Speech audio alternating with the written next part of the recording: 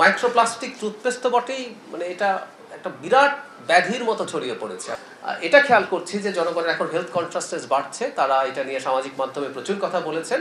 সম্প্রতি 34টা টুথপেস্টের পরীক্ষা করে 26টাতেই মাইক্রোপ্লাস্টিক পাওয়া গেছে।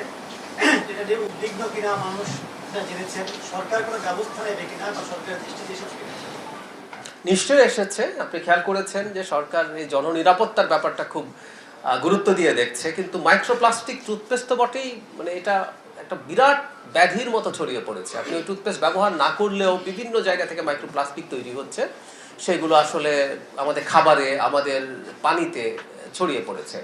একটা সমন্বিত পদক্ষেপ লাগবে। একটা সমন্বিত পদক্ষেপ ছাড়া আসলে টুথপেস্ট বা অন্য সব কিছু একটা জায়গায় ব্যবস্থা নিলেই হয়ে যাবে তা না। কিন্তু যেহেতু এগুলো এই পরিমাণ দেখা গেছে, সরকারের সংস্থা আছে, নিশ্চয়ই এ ব্যাপারে ব্যবস্থা নেবে। এবং আমরা এটা খেয়াল করছি যে জনগণের এখন হেলথ কনসাসনেস বাড়ছে, তারা এটা নিয়ে সামাজিক মাধ্যমে প্রচুর কথা বলেছেন এবং একটা জনগণের ভোটে নির্বাচিত সরকার জনগণের স্বার্থে পদক্ষেপ অবশ্যই নেবে।